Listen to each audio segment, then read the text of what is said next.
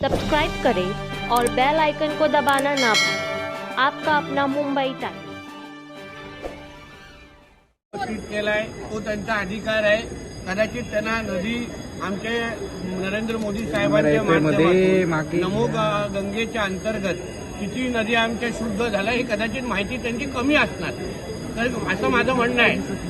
कदाचित त्यांनी जसा गुजरातला जसा दौरा केला ना, त्यांनी परत एकदा दौरा जरा ह्या भागातल्या नद्यांचा करावा, त्यांना कळेल। त्याबद्दल काम आम्ही करू, अगर काही त्यांचे काही प्रश्न असतील तर।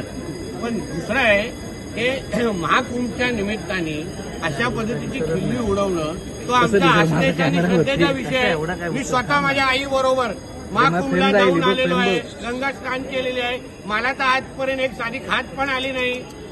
माझ्या कुठल्याही माझ्या बरोबर गेल्या लोकांना कुठल्याही पद्धतीचा त्रास झालेला आहे। मग त्यांना कुठले 4-5 लोक भेटले हा विषय विचारायला पाहिजे ना। आणि हाच मुद्दा बकरी ईदच्या टायमाला काळात जेव्हा बकरी कापून घाण पाणी सोडलं जातं तेव्हा कोण विचारत नाही।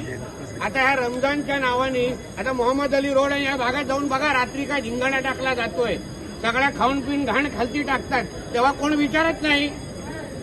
सगळे प्रश्न हिंदू समाजालाच विचारायचे, सगळे प्रश्न हिंदू धर्मालाच विचारायचे।